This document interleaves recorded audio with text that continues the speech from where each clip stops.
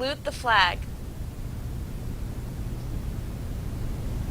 I pledge allegiance to the flag of the United States of America and to the republic for which it stands, one nation, under God, indivisible, with liberty and justice for all.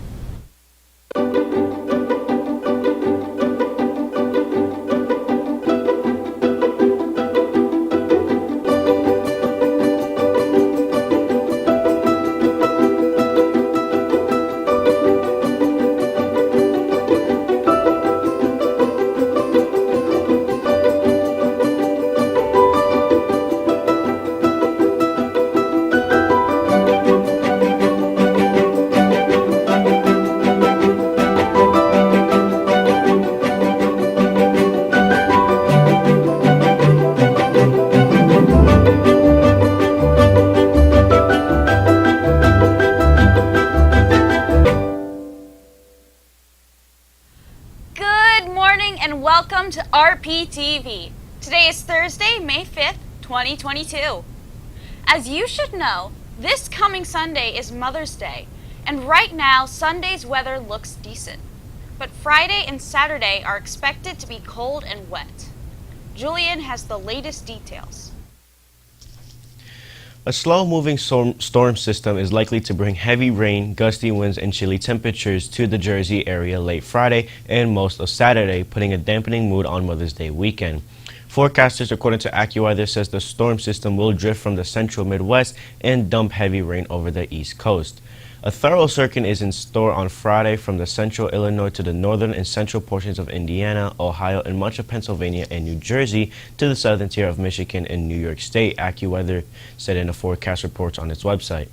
In addition to heavy rain, the storm will also keep temperatures in the 40s on Friday night and lows to mid-50s on Saturday, which is much cooler than normal for the first full weekend of May.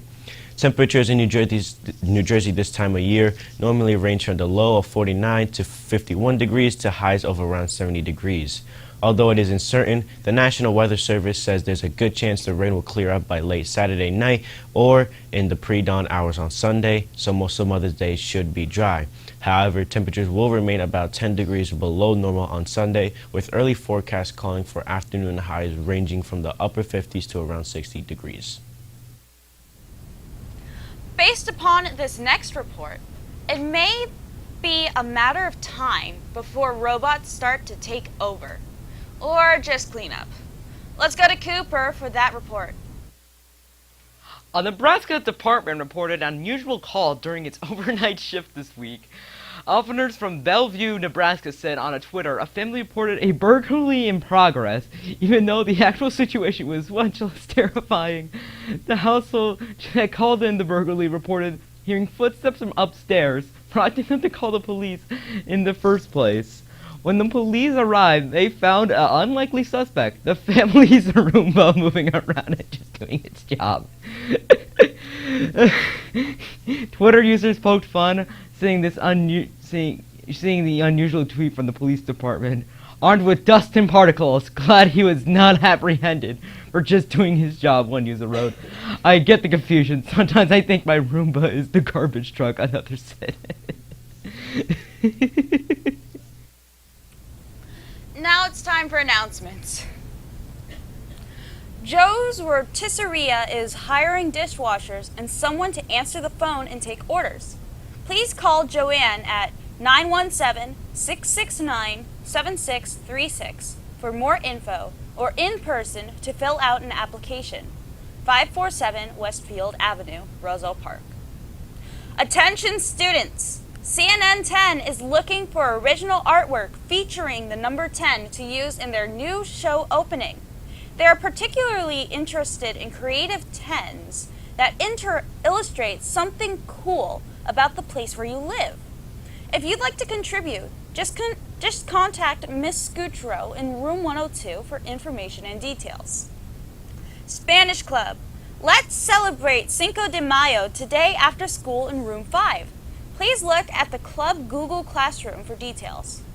French Club will meet in room 3 at 2:40 p.m. on the following dates, May 12th and May 19th. Newspaper Club will have a meeting today after school in room 2. The Art Club and NAHS will be having a meeting on Friday after school in room 102. Lip Sync Battle Interest Meeting May 10th, 2022, 3 p.m. room 19. Singers, MCs, event staff needed. Come show your talent. Respect is accepting everyone for who they are, even if you don't agree with them. Here are some ways to show respect. Listen to others and be present. Be kind. Be thoughtful of others' feelings. Acknowledge others. Don't be rude. Say please and thank you. Remember your basic manners. And ask someone how their day was. And always remember to treat others the way you want to be treated. New Jersey is no stranger to the movie industry. And this summer, a new independent film based in New Jersey will celebrate its premiere in the town where it was filmed. Julian has that story. The first ever feature-length film shot in the town of Clinton, The Haunting of the River, will be making its debut in August at the historic Red Mill Museum Village. The film is written and directed by Mark Zutilani, who is the owner of the city's Pot, Town and Coffee. The movie, which was filmed at various locations in Clinton, centers on the friendship of three teenagers and their efforts to eliminate a ghost that haunts the Red Mill and threatens the safety of the town. Christine Goff is Mark's friend, who helped co-manage the cast and crew composed of 300 volunteers. Gross said that everyone who worked on the movie were either residents or from surrounding towns. I hope at least that this movie can play a role in continuing to enrich our culture for our little town of Clinton, Zutilani said. In this digital age, although we can all go over the place to search for information, think having something of your own as a special value. I hope this film will have an effect to inspire others locally. This filming was no picnic. Shooting delays occurred during the COVID-19 pandemic. Gross said filming was canceled and had 5 out of their 8 lead actors quit. Luckily, they recasted 5 leads and started filming again in September 2021. The filming was delayed again as Hurricane Ida caused flooding throughout the town. Despite this additional setback, filming returned a week later and they shot their final scene in early November of last year. The film will debut on Thursday, August 25th. Another special showing will be held at Haunts Mill Park in September. All proceeds from the showing will go to the Clinton Fire Department, and tickets will be going on sale this summer. Stay tuned. We will be right back. Hey, do you like video games? Do you like hang out with people who also like video games? Hi, I'm John Gamer, and I have just the club for you. Join the video game club. Unlike most clubs, the video game club is more of a casual type of setting. You don't have to join every single meeting every week and, get kicked out of it. You would just join whenever you like. So if you have something busy, it's perfectly fine. The video game club is on every Thursday, 3 p.m. to 4 p.m. We have a Nintendo Switch, but you can feel free to bring your own games and consoles. We're also starting esports with Smash Bros. For more information, talk to Mr. Williamson. A great day, and stay tuned for CNN 10.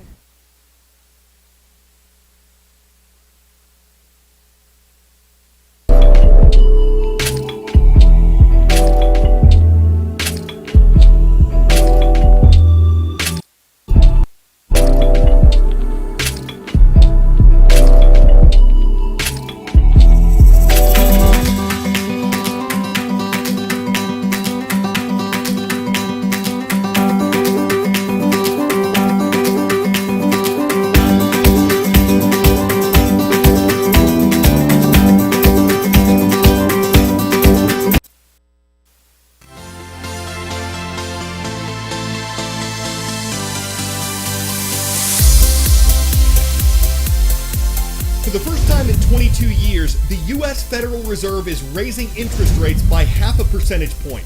That's what we're breaking down first today. I'm Carl Azus. Interest is what banks get paid for loaning people money. If the Federal Reserve, America's central bank, raises interest rates, it means people have to pay back a higher percentage of the money they borrow. Why would the Fed want to do that? Inflation. The cost of living in America has gone up significantly over the past year as prices on the things we buy have risen. The thinking goes that if interest rates are higher and it's more expensive for people and businesses to borrow money, they'll spend less of it and inflation will settle back down. It's not an exact science. If the Fed raises interest rates too much too quickly, it can be like slamming the brakes on economic growth, and that could contribute to a recession. So the central bank is trying to find a balance between managing decades-high inflation but without hampering economic growth. That's what's behind its decision on Wednesday to raise interest rates.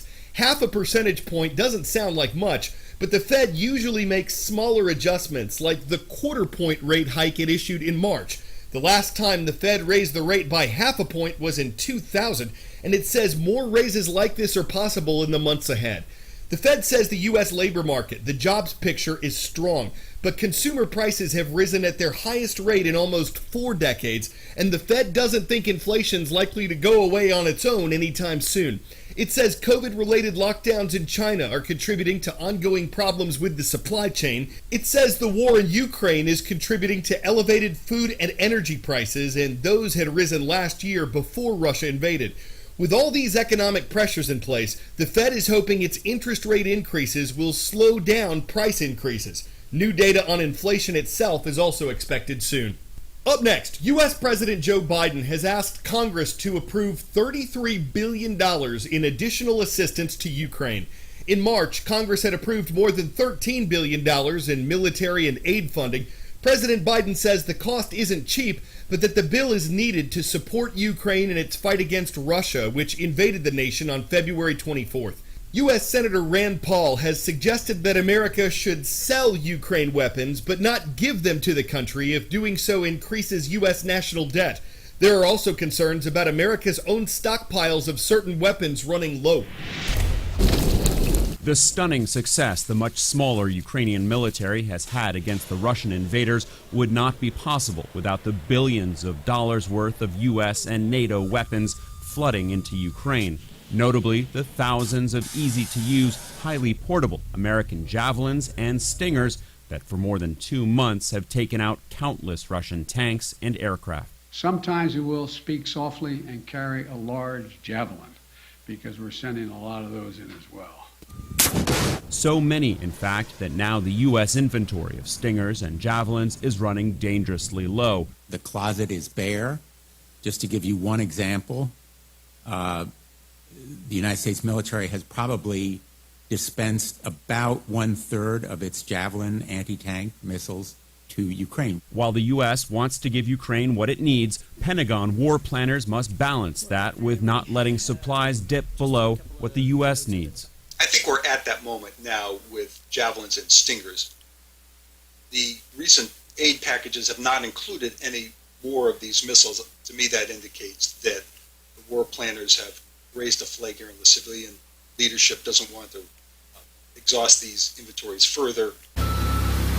The Biden administration has just requested almost $5.5 billion from Congress to replenish its stocks, but the Pentagon insists the aid packages for Ukraine have not hurt overall U.S. readiness. We will never go below our minimum requirement for our stockpile, so we will always maintain the capability to defend this country and support our interests. 1,400 Stingers, about a quarter of the inventory, experts and lawmakers say, has been committed to Ukraine. The Stingers manufacturer, Raytheon, which also makes the Javelin, says it no longer has some of the electronics parts, so the Stinger needs to be redesigned. We have a very limited stock of material for Stinger production. We've been working with the DoD for the last couple of weeks. We're actively trying to resource some of the material. The new phase of fighting in the flat and open eastern Donbass is changing the fight. The U.S. has just committed almost 100 howitzer systems and tens of thousands of artillery shells. But it's the Stingers and Javelins that have had the greatest impact. And now, according to manufacturers, getting back to pre-Ukraine inventory levels is going to take years. 10-second trivia. Which of these options occupies the greatest surface area? Ross Sea Ice Shelf, Germany, Lake Michigan, or Great Victoria Desert? With an estimated area of 182,000 square miles, the Ross Sea Ice Shelf in Antarctica is the largest of these options. Scuba diving with leopard seals and a really good dry suit. Ski mountaineering, where you actually hike up the mountain you ski down. Kayaking between icebergs and whales, and caving through frozen caverns. All of these activities are possible for those with the means and the motivation to explore the frozen continent. You don't necessarily need a ship to get there, but if you take a seat on the plane you're about to see, you'll need more than $14,000 for a one-day trip and more than $62,000 for a 5-day stay. I can't say I've ever flown anywhere that would be as challenging as Antarctica. I've seen penguins on 2 occasions at our runway. I work for White Desert, and I'm the Antarctic Operations Manager in Antarctica.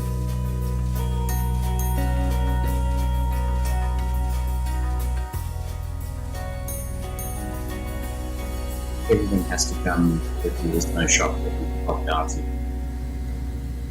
Without the runway, we can't do anything. All of our cargo comes in through that, all of our people. It's certainly nothing like your standard airport. Every season we build it, and it's an ongoing thing that we maintain. All the ice in Antarctica is slowly moving towards the ocean, so it moves about 18 meters every year. So every year we come back and realign it. One of our biggest issues is the heat. When the runway gets to above a certain temperature, we can't land planes any longer because it's just unstable, and obviously it's very slippery. For every single flight, we do friction testing. Then every season, we'll do ground penetrating radar to make sure that there's no crevasses or anything under the runway. It's fine. We have just landed on runway 175. Congratulations. Congratulations.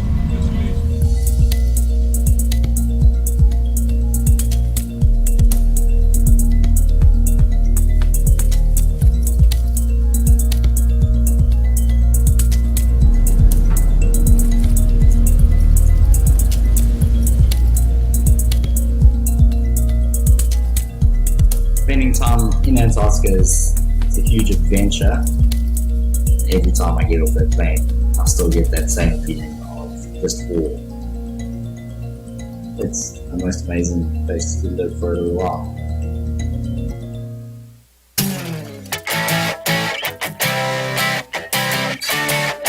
When I saw this next story was theater raised, I thought my producer meant raised with a Z, like it was being destroyed. I was wrong. He meant it was being raised, as in lifted up, and for something that weighs 14 million pounds, #engineering.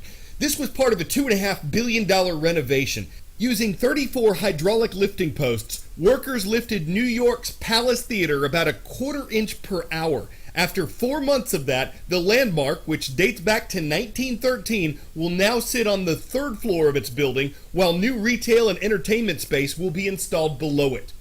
Going any higher might bother the fiddler on the roof. The producers of that company might have thought, Mamma mia, we could have been doubtfired if we didn't get all our cats in a row. They might have gotten spam a lot from a music man who thought they were out of chorus line, but thankfully, the show will go on.